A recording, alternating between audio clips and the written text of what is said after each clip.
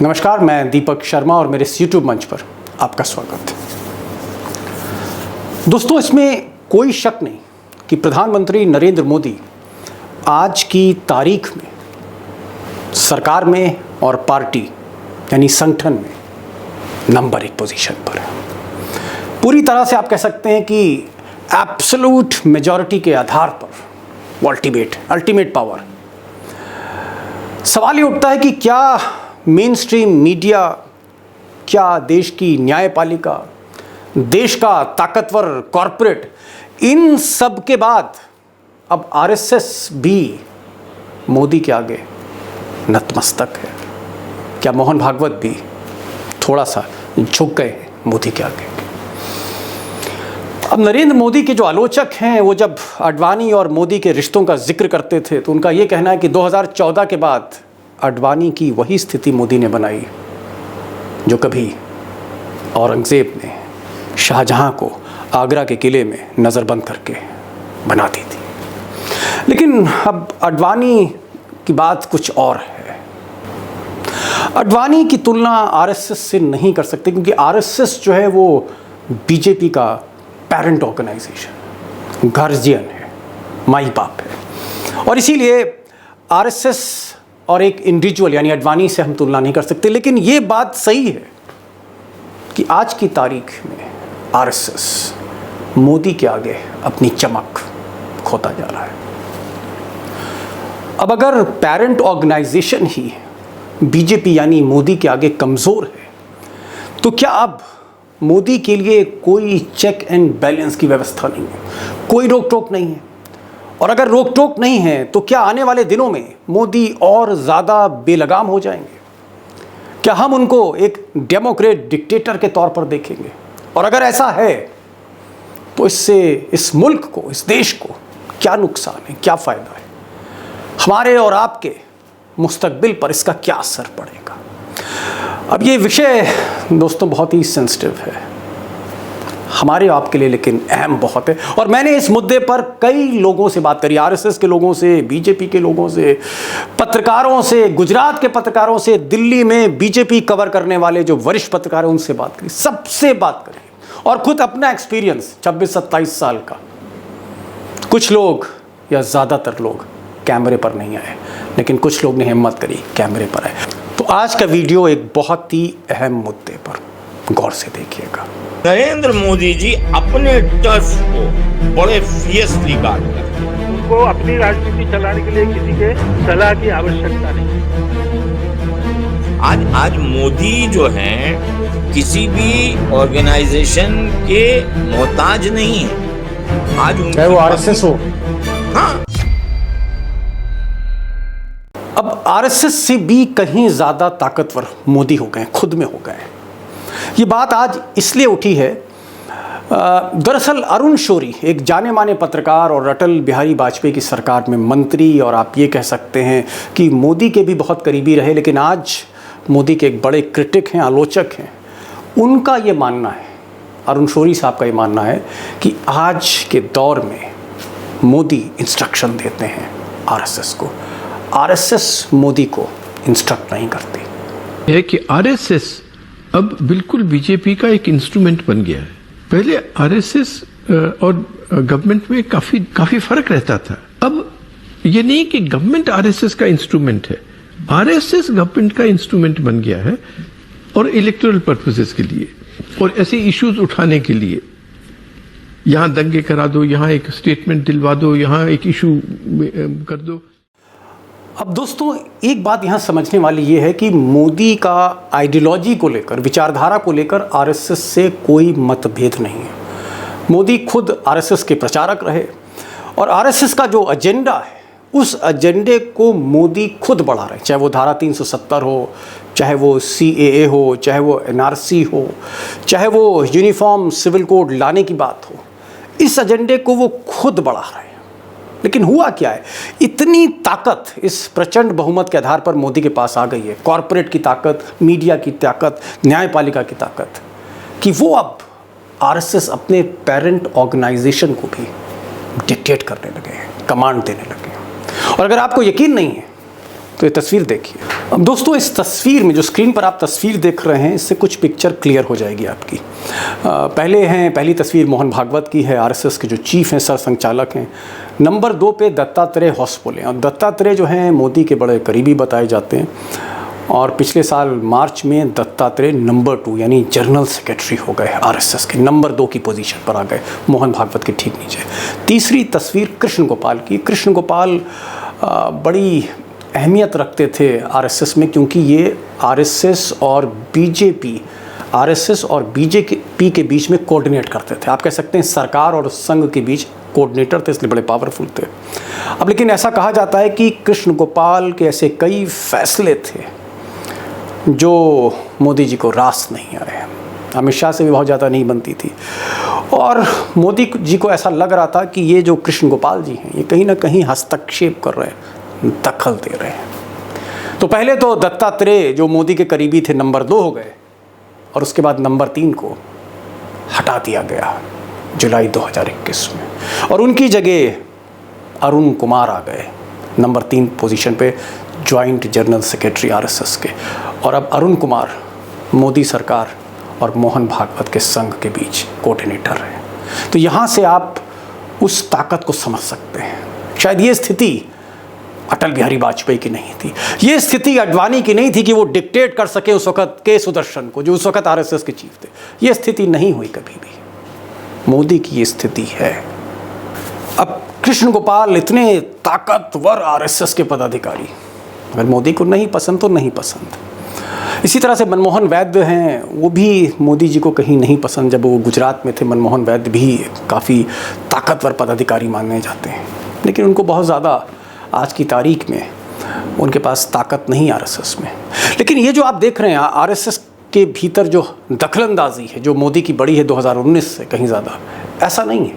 पहले भी वो असर्ट करते रहे। जब जब मोदी को ये पता लगा कि बड़ी कुर्सी उनके करीब आ रही है, वहाँ पर मोदी ने असर्ट किया। जैसे मिसाल के तौर पर 2012 में संजय जोशी, जी हाँ, संजय जोशी जिनकी आप तस्वीर देख रहे हैं, संजय जोशी गुजरात के में आरएसएस के बड़े नेता, संगठन के एक बड़े पदाधिकारी बीजेपी में, उन्हीं की तूती बोल रही थी संजय जोशी की।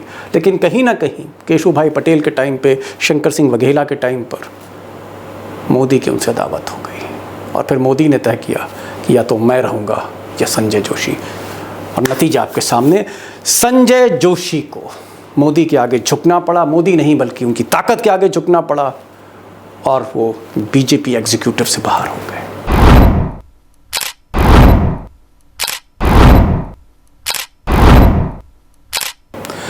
अब मोदी जो चाहते हैं वो संघ करता है। मोदी जो लकीर खींचते हैं, जो बात रखते हैं, उसको संघ को आज फॉलो करना पड़ता है। लेकिन ये स्थिति मोदी के पहले टर्म में नहीं थी, 2014 से 2019 के बीच में। तब संघ की अपनी अहमियत थी, मोहन भागवत की अपनी अहमियत थी। और मुझे याद आ रहा है कि बिहार का चुनाव 2015 का, जब नीतीश और लालू एक थे, उस वक्त मोहन भागवत ने एक अलग लाइन ले ली रिजर्वेशन पे, आरक्षण पर। और आरक्षण पर जब वो बोले और बड़ा विवाद हुआ, तब मोदी जी को पसीना आ गया। भागवत का आरक्षण की समीक्षा पर दिया गया बयान बीजेपी पर भारी पड़ गया है। मोहन भागवत ने 5 जन्य और ऑर्गेनाइजर को दिए इंटरव्यू में कहा था, आरक्षण को हमेशा राजनीतिक उद्देश्यों के लिए इस्तेमाल किया गया। लोग अपनी सुविधा के मुताबिक अपने समुदाय या वर्ग का ग्रुप बनाते हैं और आरक्षण की मांग करने लगते हैं। लोकतंत्र में कई नेता उनका समर्थन भी करते हैं। एक गैर राजनीतिक समिति का गठन होना चाहिए जो समीक्षा करे कि किसे आरक्षण की जरूरत है और कब तक। नरेंद्र मोदी को भी इसका बचाव करने की जरूरत आन पड़ी थी। आप में से रत्ती भर आरक्षण कोई छीनने की कोशिश करेगा और किसी और संप्रदाय के नाम पर देकर के वोट बैंक की राजनीति करने की कोशिश करेगा, मोदी आपके आरक्षण की सुरक्षा के लिए अपनी जान की बाजी लगा देगा। लेकिन दोस्तों आज वो स्थिति नहीं है जो पहले टर्म में थी। दूसरे टर्म में मोदी ने जिस तरह से और भी ज़्यादा प्रचंड बहुमत हासिल किया लोकसभा में, उनकी ताकत और ज़्यादा बढ़ी। वो और ज़्यादा असर्ट करने लगे पार्टी में, संगठन में, सरकार में, मीडिया में, जुडिशरी में, कॉरपोरेट में। फिर संघ अछूता कैसे रहता। हकीकत यह है कि आज की तारीख में अगर मोदी कहते हैं आत्मनिर्भर भारत, तो संघ भी बोलता है आत्मनिर्भर भारत। मोदी अगर कहते हैं आज़ादी का अमृत महोत्सव, तो संघ को अपनी प्रतिनिधि सभा में कहना पड़ता है आज़ादी का अमृत महोत्सव। और उसकी वजह यह है कि मोदी ने जहाँ तक संघ को एक इंफ्रास्ट्रक्चर देने की बात है, तो संघ को इंफ्रास्ट्रक्चर दे रहे हैं और ज़्यादा से ज़्यादा कॉरपोरेट के जो CSR फंड हैं वो कहीं ना कहीं जो RSS के परिकल्प हैं, जो प्रोजेक्ट्स हैं, उनमें जा रहे हैं। फंड्स जा रहे हैं RSS की जो बिल्डिंग है, अगर उसका जो नया मुख्यालय बन रहा है झंडेवाला में, बड़ी इमारतें खड़ी हो रही हैं। हर ब्लॉक में, हर डिस्ट्रिक्ट में RSS के जो दफ्तर बन रहे हैं, सरकार वहाँ भी साथ खड़ी, RSS के मोदी साथ खड़े हैं। और मोदी सबको सिक्योरिटी भी दे रहे हैं। वो प्रचारक जो पहले पैदल चलते थे, रिक्शे पे चलते थे, आज की तारीख में वो स्कॉर्पियो से चलते हैं, सफारी से चलते हैं, फॉर्च्यूनर से चलते हैं। ये बदलाव आया है और इस बदलाव के पीछे कहीं ना कहीं मोदी ने संघ को सुविधाभोगी बना दिया है कि RSS अब बिल्कुल बीजेपी का एक इंस्ट्रूमेंट बन गया है। पहले RSS और गवर्नमेंट में काफी फर्क रहता था। अब अरुण शौरी से भी कहीं ज़्यादा मोदी को बारीक से ये साहब जानते हैं। नाम R.K. मिश्रा है, पहले भी मैं आपसे रूबरू करा चुका हूँ।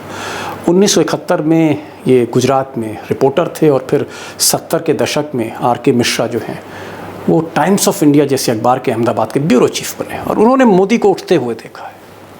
उनसे मैं बहुत कुछ बात कर रहा हूँ, बड़े खुलासे होंगे, लेकिन उससे पहले मैं दोस्तों ये चाहता हूँ कि आप थोड़ा सा RSS के कुछ पॉइंट्स देख लीजिए, कुछ उनके पैरामीटर्स देख लीजिए, जिसको कहीं ना कहीं जिसका उल्लंघन खुले तौर पर मोदी कर रहे हैं। जैसे मिसाल के तौर पर RSS बात करता है कलेक्टिव डिसीजन की, सामूहिक निर्णय की, और बाला साहब देवरस गोलवलकर जी के बाद ये संघ के प्रमुख बने, सरसंघ चालक बने, RSS चीफ थे 1973 से लेके 1993 तक ये थे।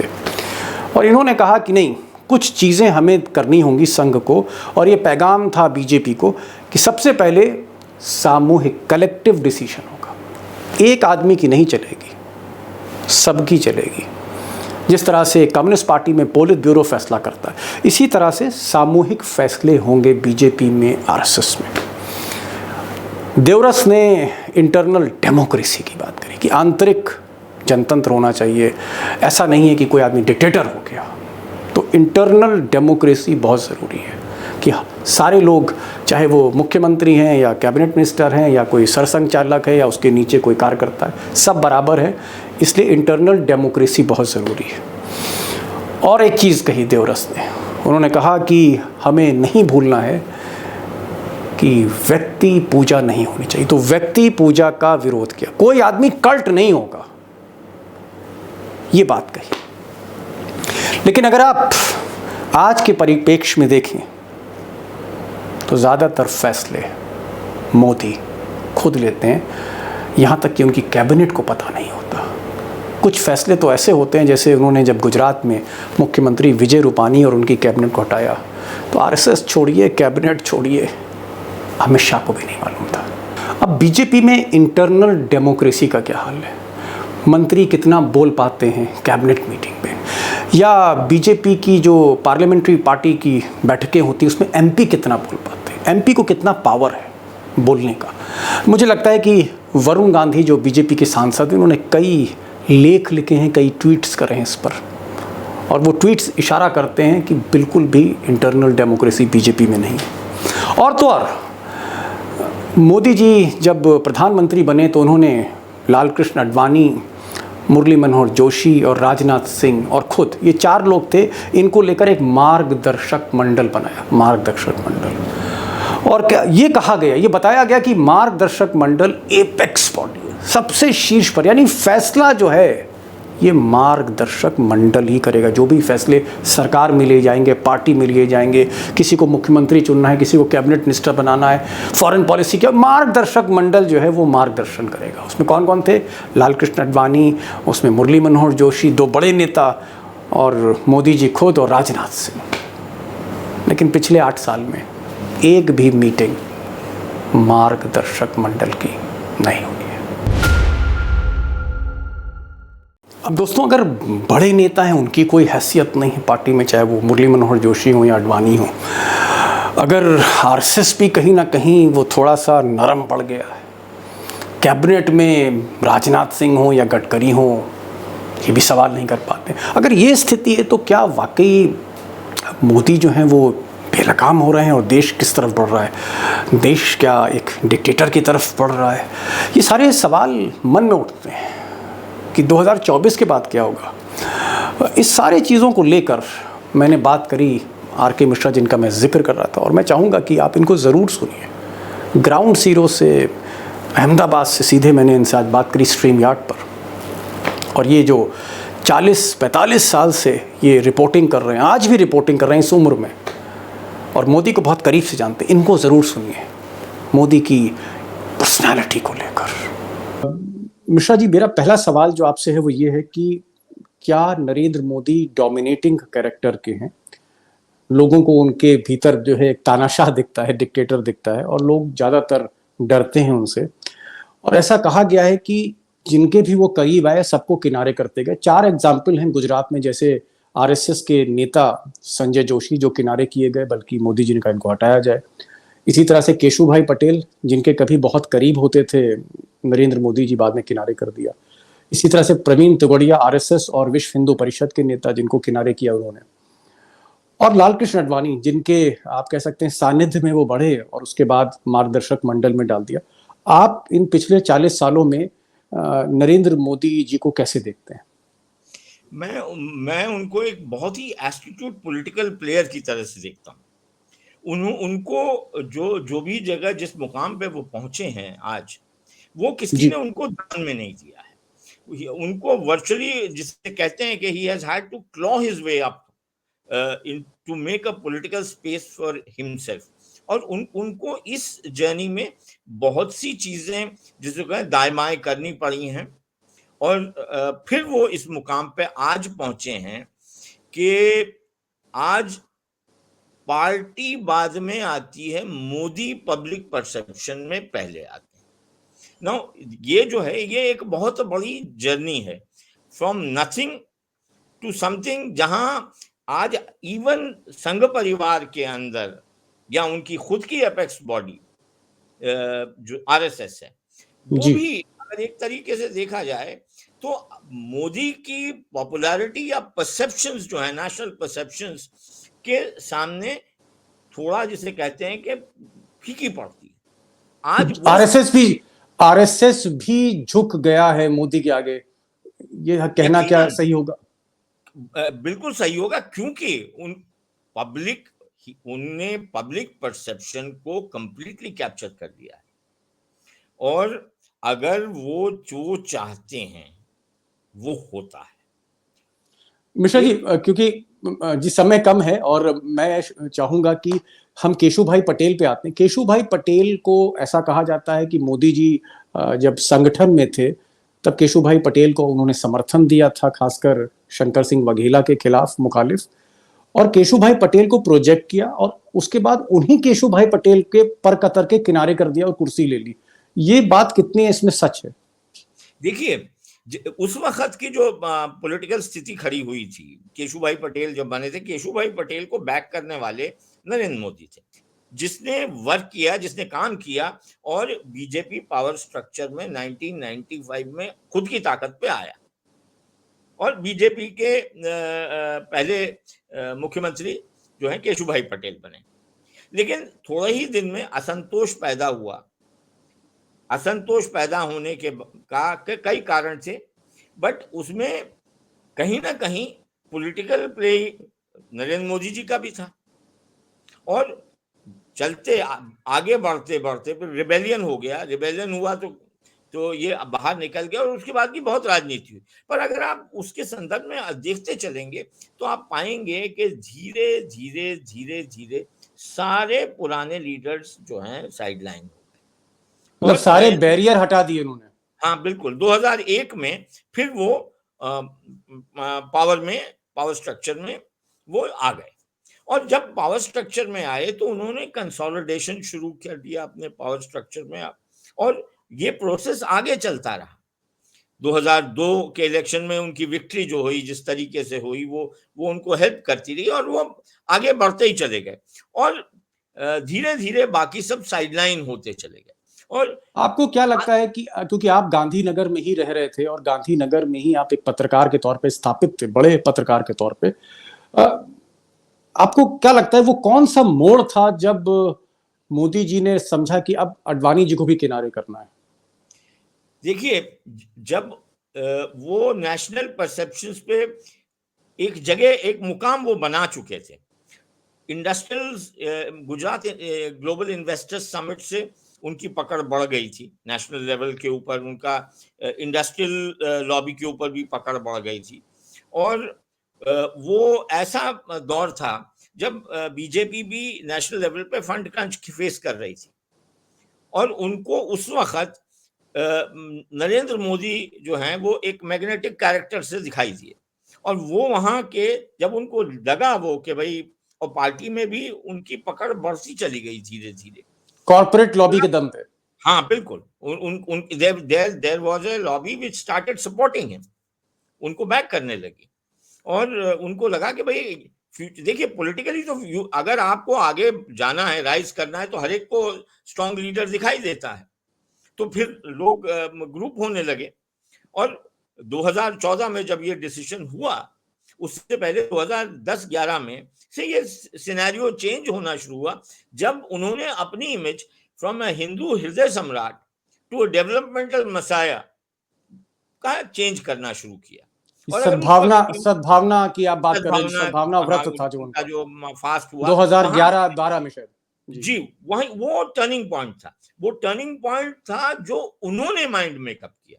देखिए, जहां जहां उन्होंने जिस तरह से माइंड मेकअप किया है, उन्होंने पॉलिटिक्स ऑफ हिज पार्टी और या ऑफ द प्रिंसिपल ऑपोजिशन उसी तरह से उसको टर्न कर दिया है और आज भी वो वही चीज हो रही है।